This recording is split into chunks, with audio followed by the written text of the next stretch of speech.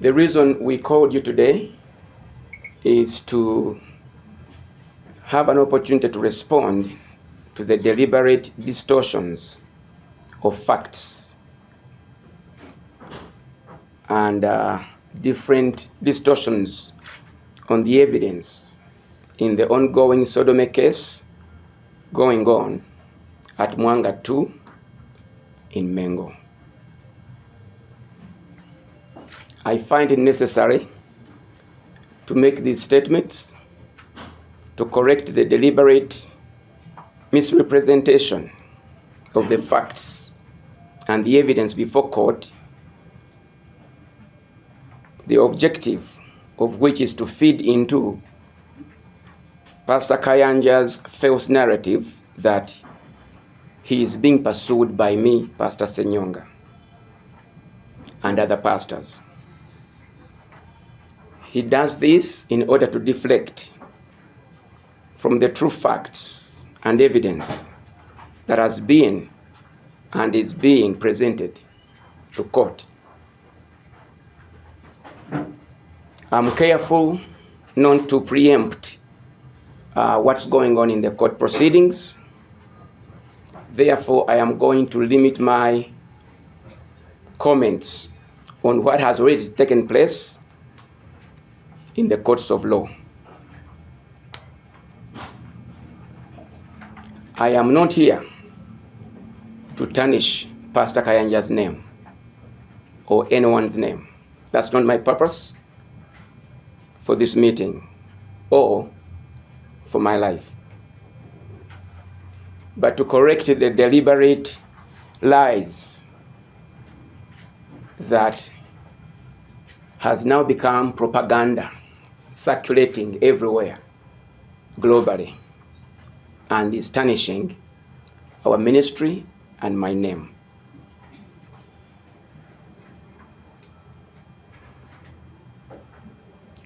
Pastor Robert Kayanja, through so many bloggers and sympathizers of his ministry,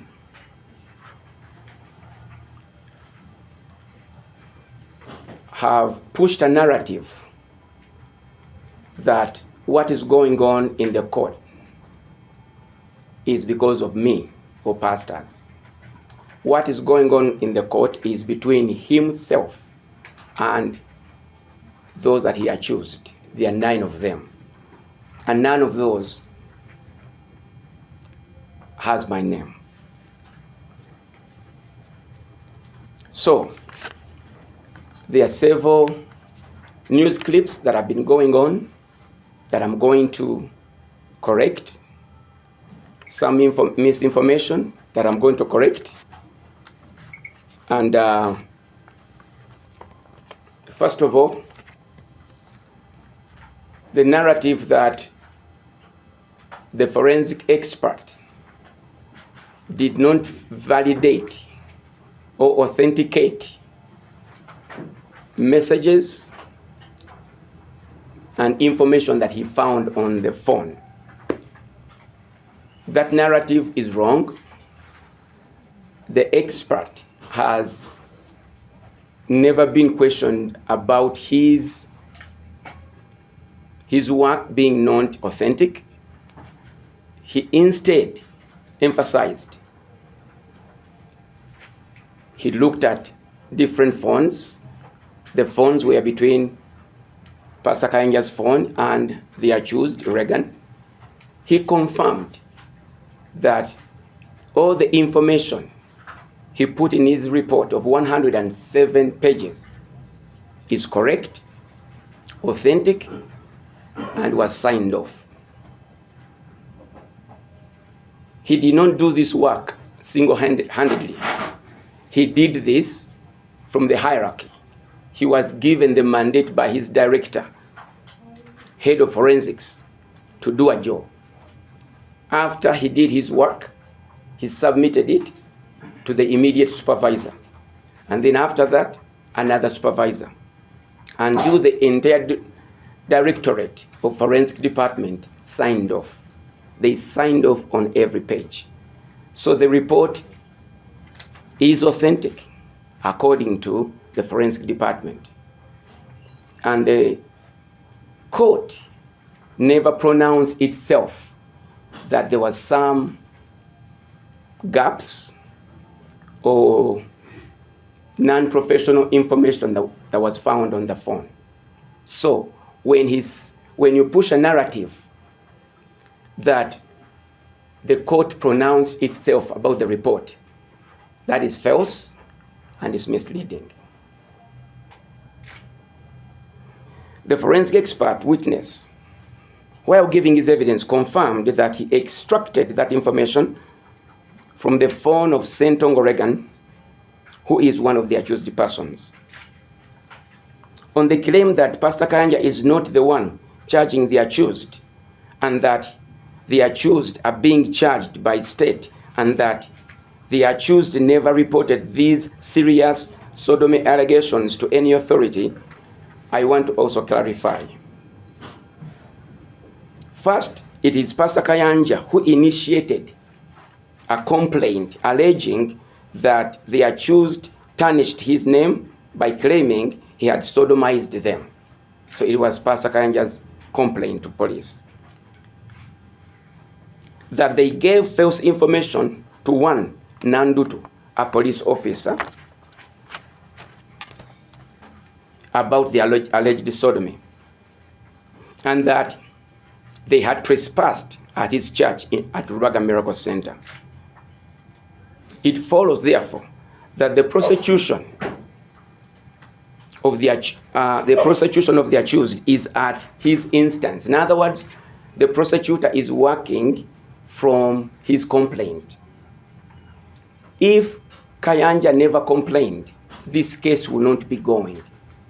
And to prove that, if Pastor Kayanja tomorrow says, I have lost interest in the case, that case will fall flat and you'll be withdrawn. And that's when you hear people say, the prosecution or DPP has lost interest in the case. Why? The complainer pulled out. So to tell the world, he is not the one who took the boys to court, or it is just Uganda versus the boys, that can't stand without a complainant. Mr. Kayanja is the one who filed the complaint, and he's the one pushing. Recently, the prosecutor, Mr. Jonathan Mwaganya, in the last court proceedings, he said,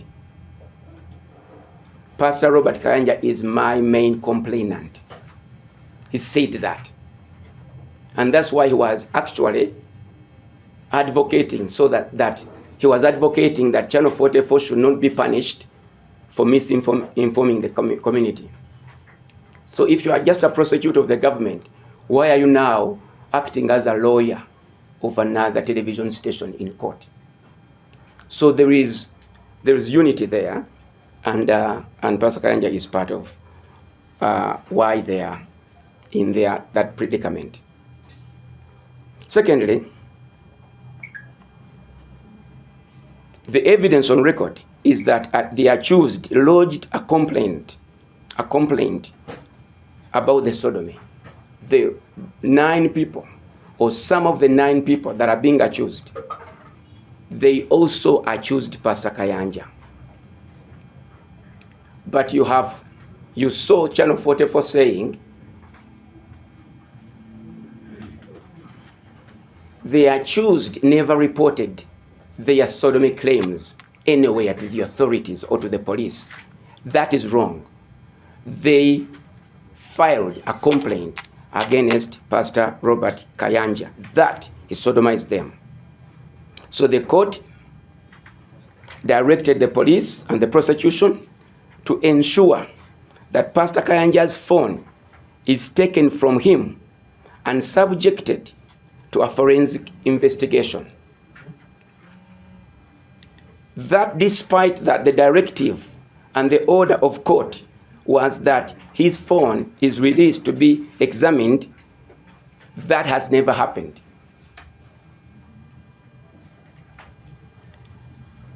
The fact that the file that was opened with the IO being Nandutu, the police officer, in that file of Kayanja, she said that Kayanja had a case to answer.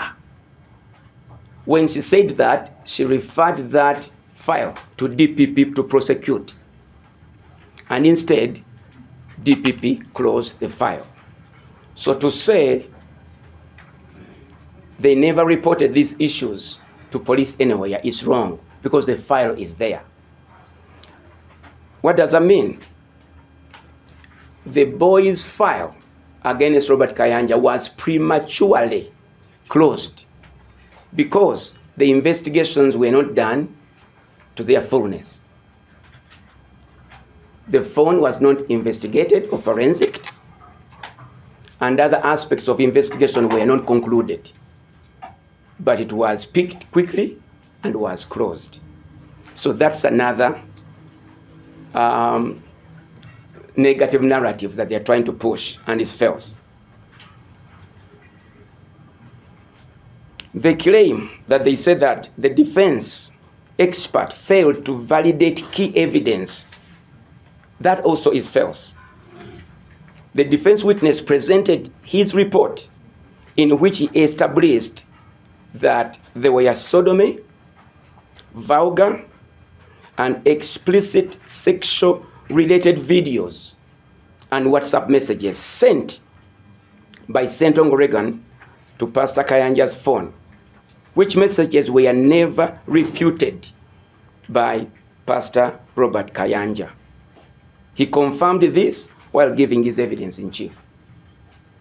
If you can see, if one sends you a video, a bad message, and it's a wrong message, and you don't refute it, you don't say, why are you sending me such a video? What's wrong with you? When someone sends you a message and say, you did this to me, and you keep quiet, and you keep sending money for a year or two, and you are still continuing the relationship and communication, what are you trying to say? So I am not here to make conclusions, but I am here to ask Pastor Robert Kayanja. He should be answering those questions. Where can a young man under you get the guts to send such messages on your phone? The defense witness also confirmed that immediately upon receipt of some of the Sodomy messages, Pastor Kayanja made a video call to Senyonga, but Reagan did not pick that phone call. Further, the expert confirmed that on 26th of February 2021, Reagan Senyonga's number initiated a WhatsApp conversation and images, which included naked images, and they were shared to a WhatsApp user ID, and the number is listed below. I will not tell you the whole number because of his own privacy, but the number ends with 6503. That is the number for Pastor Robert Kayanja. It was confirmed in court that's his number. He was also in court previously, last year. He confirmed that was his number then. And the expert stated that he established that videos were sent by Pastor Robert Kayanja to Senyonga, but that the videos could not be opened because they were deleted.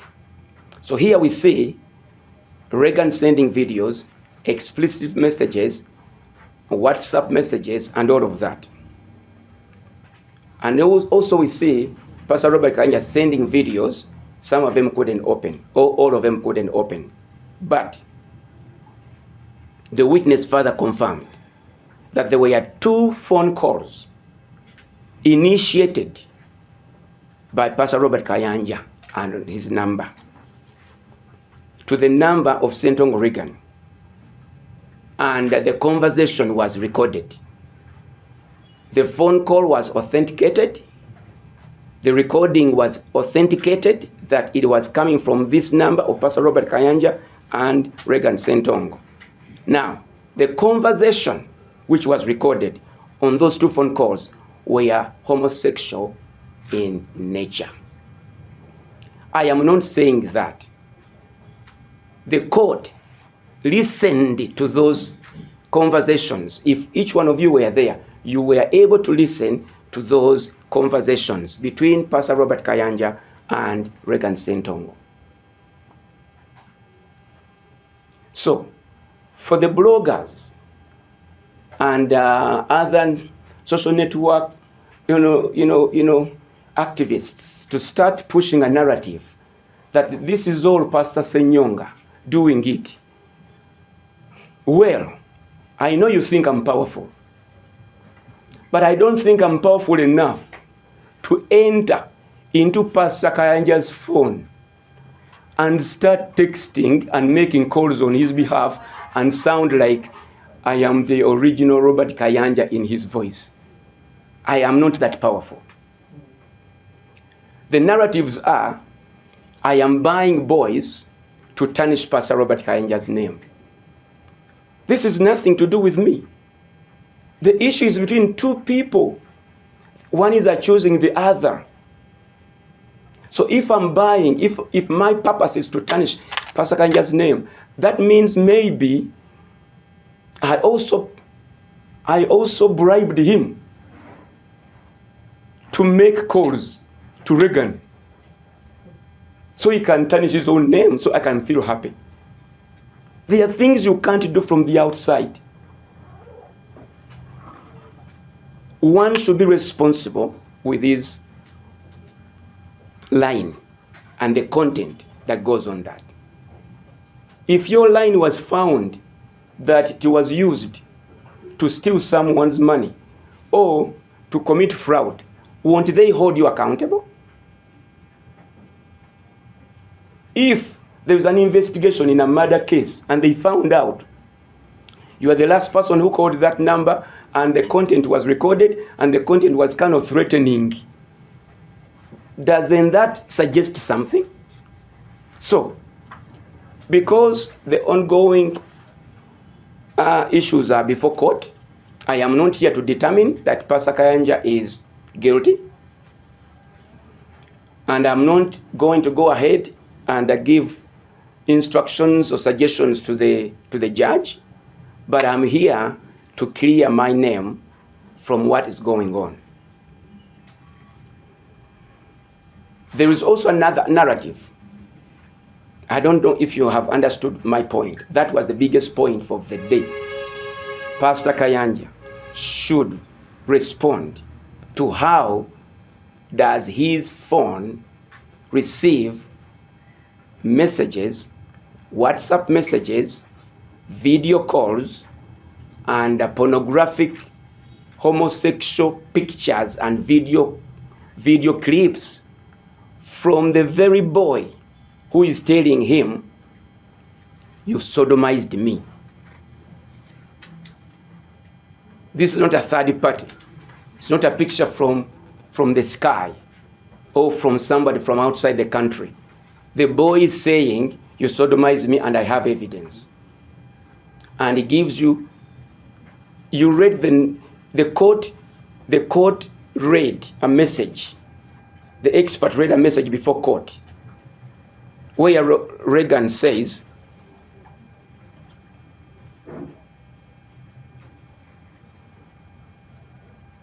I can't say because I'm a pastor. I can't say those vulgar words.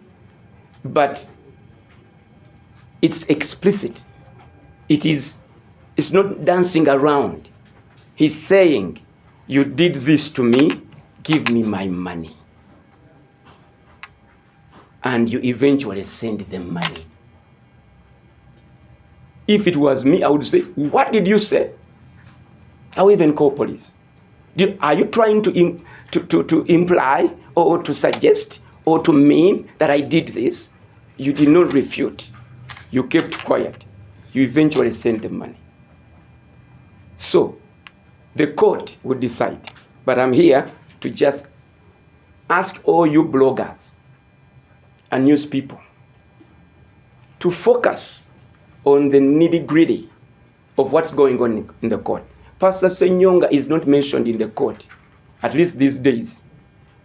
But the narrative is this: as long as we bring another pastor and frame him into this saga, the questions that the public would ask us, we will not be able to answer those. We are going to focus on the enmity of the church, or the wrangles within the church, or the misunderstanding between pastors. And so they can frame someone. Well, it worked last time in another case about him, where predominantly you were only seeing two people fighting against someone. But I want you to understand that right reporting is going to be helpful to our country to arrive to a place where justice can be served. Attempt was to ensure the expert is looked at as non-competent. That is another narrative. Remember, these are all game A, game B, game C, game D. They have it. Okay? First, they say the pictures that were shown and the images and the messages were AI generated. Channel 44 said that.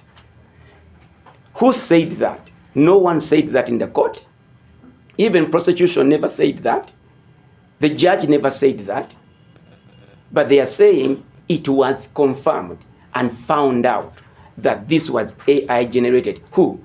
It is not up to Channel 44 to decide the authenticity of messages and videos. That is the power invested in the court. And then you say the expert was a diploma holder. That's a desperate attempt to try to dance around. This is an expert who didn't do his work single-handedly and in isolation. It is a whole directorate of forensic. Let me give you two aspects about him, because I have found out now the truth. This gentleman, Mr. Enoch, was validated by the Ministry of Internal Affairs as one of the experts in forensics in Uganda. If you can go to the website of the Ministry of Internal Affairs, you'll find it. The Ministry of Internal Affairs lists him as one of the few forensic experts that Uganda has. That's number one. Number two, this expert has been responsible to higher profile cases. Right now, this gentleman is the forensic expert in the Katanga murder case. That's a high profile. Remember, this is trespass. Trespass is very sick. Sometimes it's a misdemeanor. Now, ironically, Mr. Jonathan Muwaganya, the prosecutor, he is using the same man in the Katanga case, because Mr. Jonathan Muwaganya, the prosecutor, he's also the one prosecuting the Katanga murder case. So he confided in Mr. Enoch's expertise and took him there as a government expert. And they've been working together to push that case. Only now, he's on the other side. He's a defense witness. Now he's trying to say, you are now a diploma holder. So you can see the double standards that are happening here. Okay? So those things you hear, please don't just blog. Or don't just air. Get the facts. I encourage you and I challenge you. If you want the facts, go to the court. Go to court. Sit there. Give yourself time and be able to consume this information. If you saw the pictures, if you saw the the text messages, whatever, you wouldn't be arriving to such a position where someone calls you and say, oyo munkubire, chisindike, bin sindise. We are talking about real lives here. We are talking about, this could be your brother, your sister, your brother, your son. We are talking about pursuing justice. So do your work as journalists, and I think the nation will be in a better place. Thank you. We will not be intimidated. We know that this case is not about us. And when we report what we know to be true, and when we say what we know to be true presently at this time, because the court has not pronounced itself on any of those issues, but presently we are speaking from the position of knowledge of what's available. And when we say that, we mean what we say. And if you want to take action, go ahead and take action, and we'll see you in court. And if you do, then the court gives us an opportunity also to complain and also to counter. And we'll see how that goes. But I thought maybe you don't have the full information. Everything I said and more has now been given to you, and you have it in copy. There are issues I didn't even address today because I didn't want to give you too much. The purpose for this meeting today is to ask you to emphasize the truth of what I just said. One, I am not after Kayanja. He's dragging me in to deflect from the truth. Number two, Pastor Kayanja should dwell on the main issue. The main issue is, if my testimony and my reputation is at stake, I would attack the wrong information that is being viewed, other than attacking different people that are third party. But Pastor Kayanja should answer, how did the pornographic video come on pastor's phone? Enonyayo chi sajja musumba kubira osaba na kunonya mafuta ate kati kiki kyalina okuddamu, not to just intimidate people.